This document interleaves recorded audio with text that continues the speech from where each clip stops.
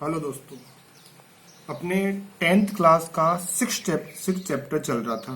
ठीक है, trigonometric ratio, जिसमें हमने ट्रिग्नोमेट्रिक टेबल जो है स्टार्ट की थी, जिसमें 60 डिग्री के जितने भी रेशियो होते हैं वो मैंने निकाल दिए थे। ठीक है, आज हम जो है 30 degree, 45 degree, 0 degree and 90 degree, इनके सबके रेशियो निकालना सीखेंगे। ठीक है, तो सबसे पहले हम 30 डिग्री की बात करते हैं। ठीक है, ये आपका ट्राइंगल है जो हमने बनाया था पहले, राइट एंगल ट्राइंगल, जिसमें मैंने बताया था कि ये जो लंब है वो a/2 है, और आपका जो ये आधार है a/2, ये आपका जो है वो लंब है √3/2a, और ये आपका कर्ण है a। क्लियर। अब अगर जब हम 30 डिग्री एंगल से रेशियो निकालेंगे, 30 डिग्री एंगल के जब रेशियो निकालेंगे यहाँ के, तो इसके सम्मुख जो भुजा है, ये वाली भुजा, ये आपकी लंब हो जाएगी। ठीक है, और ये आपका आधार होगा और ये आपका कर्ण होगा। क्लियर है। अब ध्यान दीजिए, यहाँ नीचे लिखते हैं, थोड़ा सा नीचे चलते हैं। ठीक है, तो देखिए, यहाँ देखिए, मेरे पास पेपर है अलग से, यहाँ देख लीजिए। ये जो साइन 30 डिग्री की बात कर रहा हूं मैं, ये पता आपको लाल बट्टा कक्का। ठीक है, तो साइन 30, यहां लिखेंगे लंब अपॉन कर्ण। अब आपका जो लंब है वो तो है a/2, देखिए आपको दिख रहा होगा ये। ठीक है ना, a/2, लंब कितना a/2, तो यहां लिख दीजिए a/2। जो कर्ण है वो कितना आपका a, तो यहां लिख दीजिए a। अब इसको सोल्व करेंगे तो बेटा इसके नीचे 1 लगा दूं, a/2 इंटू ये 1 ऊपर जाएगा, a नीचे आएगा, a से कैंसिल हो जाएगा तो बचेगा 1/2। तो साइन 30 की वैल्यू कितनी आ गई, 1/2। अब साइन का रिवर्स क्या होता है, साइन का रिवर्स होता है आपका कोसेक थीटा। तो कोसेक 30 की जो वैल्यू होगी, थीटा नहीं 30 की जो वैल्यू होगी वो रिवर्स हो जाएगी इसकी। रिवर्स मतलब एक ऊपर चला जाएगा, 2 ऊपर चले जाएंगे और एक नीचे आ जाएगा, मतलब इसकी वैल्यू हो जाएगी 2। तो साइन 30 पता चल गया और कोसेक 30 भी हमें पता चल गया। तो साइन जो 30 है वो तो है 1/2। तो ये देखिए, ये साइन 30, यहाँ लिखता हूँ 1/2, और ये कोसेक 30, ये हो जाएगा आपका 2। क्लियर है, कोई दिक्कत नहीं ना। अच्छा, अब आगे चलते हैं। कोस के बाद फिर चलते हैं हम साइन के बाद फिर चलते हैं हम कोस 30 डिग्री। कोस का रेशियो क्या होगा, आधार बटा कर्ण, आधार बटा कर्ण। अब इस एंगल में देखें, आधार क्या है, आधार ये है, क्योंकि 30 डिग्री का एंगल यहां बन रहा है, तो ये आपका आधार है। तो जो आधार है, आधार जो है वो आपका है √3/2। तो यहाँ लिखते हैं √3/2a। ठीक है, √3/2a। क्लियर है। और आपका जो कर्ण है वो आपका ये a है, ये लीजिए a। तो a से a कैंसिल हो गया तो बचा क्या, √3/2। क्लियर हो गया, √3/2 बच गया। अब कोस 30 का रिवर्स होता है सेक 30, तो इसका रिवर्स कर दो, मतलब 2 को ऊपर ले लो, √3 को नीचे ले लो, तो ये हो जाएगा 2/√3। क्लियर। तो याद देखिए आप, इसको यहाँ लिखते हैं, कोस 30 की वैल्यू है √3/2, और सेक जो 30 की वैल्यू हो जाएगी वो हो जाएगी 2/√3। क्लियर हो गया यहाँ तक, कोई दिक्कत नहीं। चलिए, अब अच्छा 10। अब देखिए यहाँ पे लिखते हैं tan 30 डिग्री। tan होता है लंब अपॉन आधार। अब यहाँ ये वापस देखिए, ये आपका लंब अपॉन आधार। तो आपका जो लंब है, ये लंब है a/2, तो यहाँ लिख देते हैं अपन a/2। आधार आपका है √3/2, 2a। अब इसको सोल्व करते हैं। देखिए a/2 इंटू करेंगे तो √3 ऊपर चला जाएगा, ठीक है। √3a अपॉन 2/√3a हो जाएगा, ठीक है। ये 2 ऊपर चला जाएगा, √3 नीचे आ जाएगा, 2 से 2 कैंसिल, a से a कैंसिल, तो बचा क्या 1/√3 बच गया। ये तो हो गया tan 30 का। अब cot 30 की वैल्यू निकालनी है अगर हमें, तो tan का रिवर्स cot होता है, तो cot का हो जाएगा √3, इसको रिवर्स कर दो, ठीक है। तो ये आपका tan 30 हो गया 1/√3 और cot हो गया √3। क्लियर है, यहाँ तो कोई प्रॉब्लम नहीं है। अब हम चलते हैं 45 डिग्री पे। जब 45 डिग्री की बात करेंगे तो एक हम सबसे पहले बनाते हैं, अब इसको हटा देते हैं यहाँ से। चलिए, समद्विबाहु त्रिभुज, ये समद्विबाहु त्रिभुज भी होगा और ये समकोण त्रिभुज भी होगा।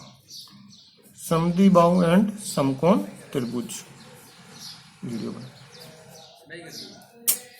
समद्विबाहु एंड समकोण त्रिभुज। देखो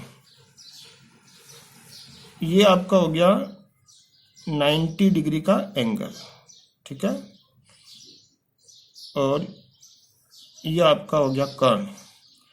यहाँ लिखते A, B और ये C, ठीक है। अब ये 90 है और इसको समद्विबाहु बनाना है, तो ये 45 का होगा और ये भी 45 डिग्री का होगा। क्यों?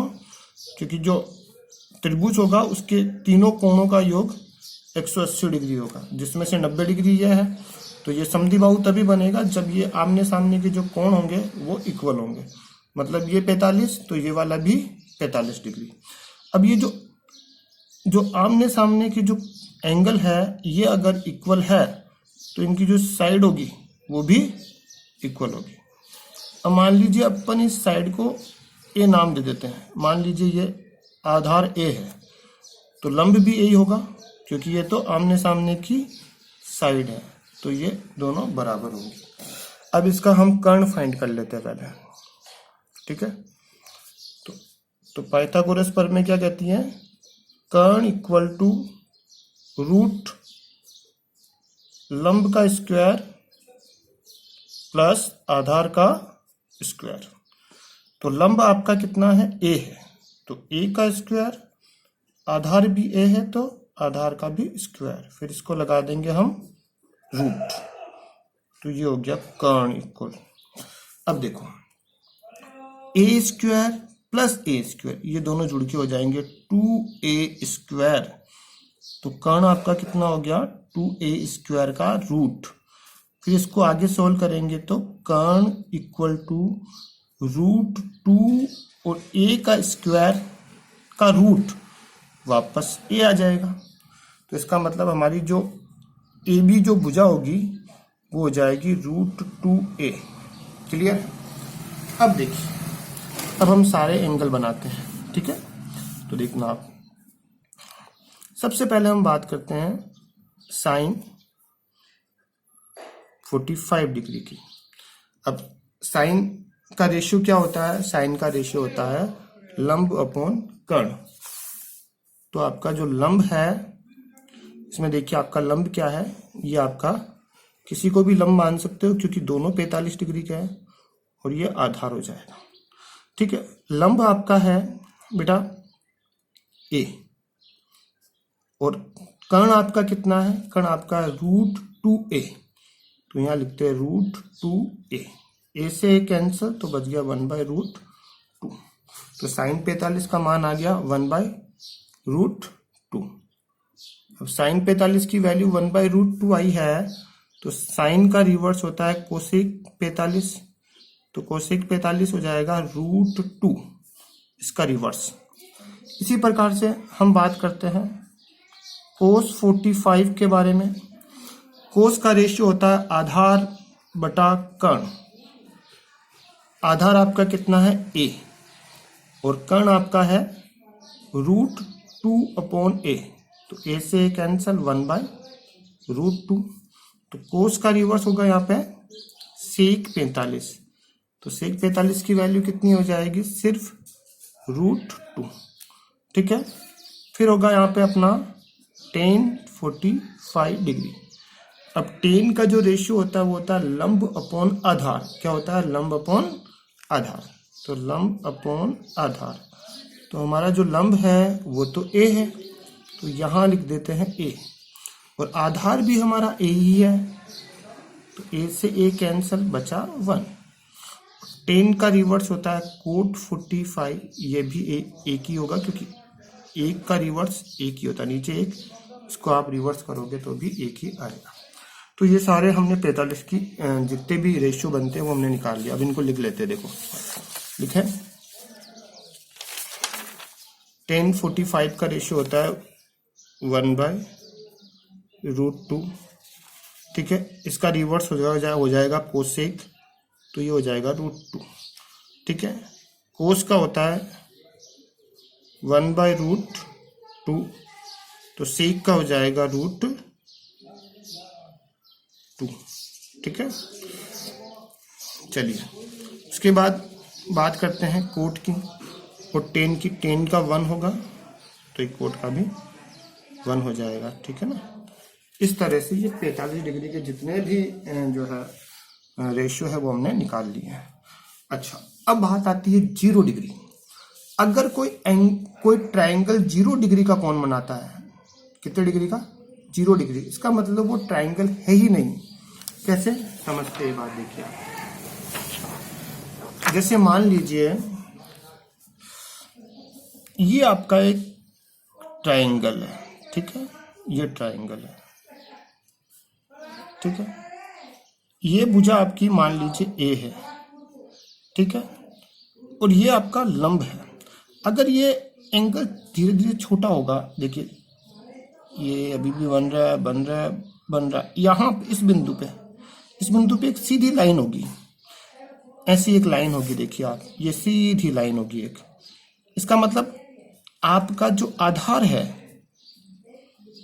आधार वो A है, और आपका जो कर्ण है वो भी इसके अंदर ही आ गया है, क्योंकि वो ऊपर वाला हिस्सा आके नीचे से गिरा है, तो इसके अंदर इंक्लूड हो गया।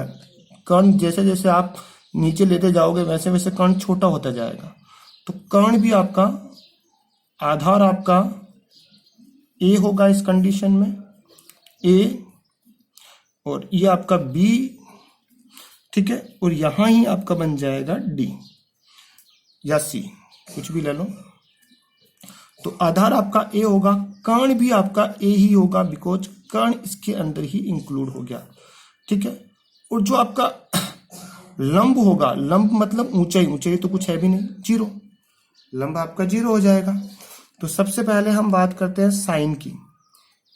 साइन का फॉर्मूला होगा लाल बटा कक्का के हिसाब से, देखो क्या होगा, लाल बटा कक्का L/K, यानी लंब बटा कर्ण। तो लंब आपका कितना है, लंब आपका 0 है, और जो कर्ण है वो आपका A है। अब 0 में किसी भी संख्या से डिवाइड करेंगे तो 0 आएगा। ठीक है, क्या आ जाएगा बेटा, 0। तो आपका साइन 0 डिग्री का मान हो जाएगा 0। तो यहां लिखता हूं मैं 0 डिग्री।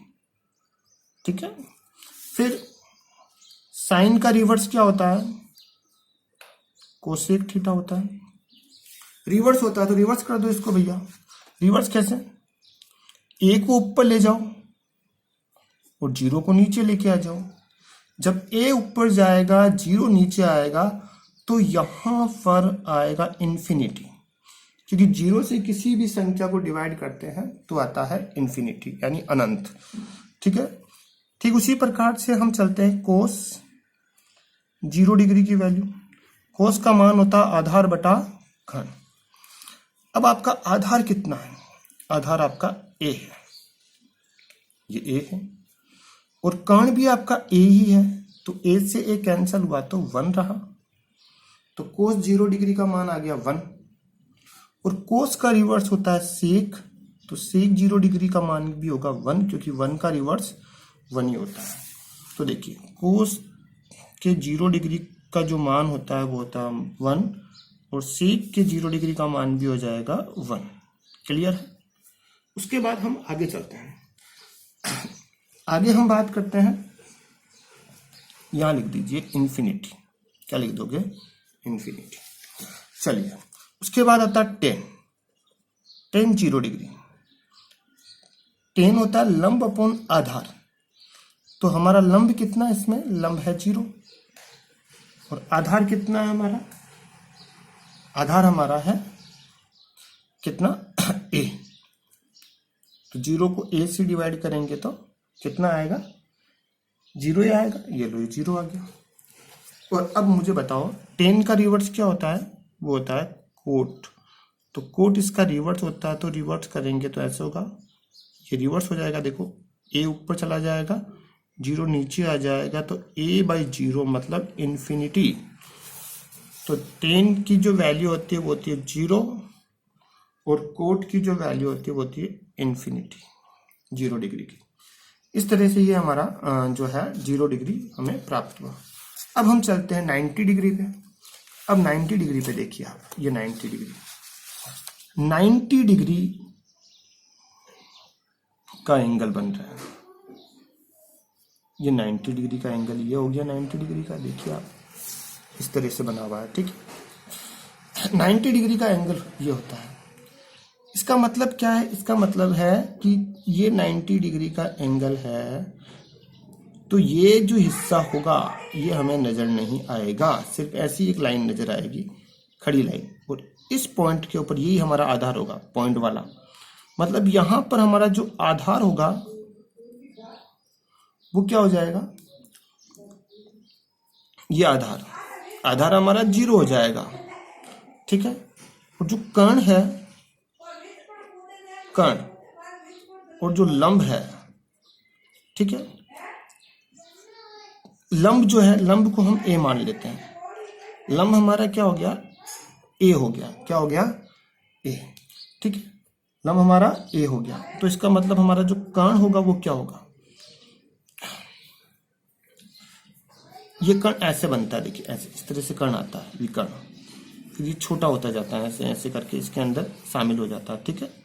अब ऐसी लाइन, खड़ी लाइन है, तो ये हमारा लंब जो है वो इस तरह से निहित होगा, इस तरह से कम होगा।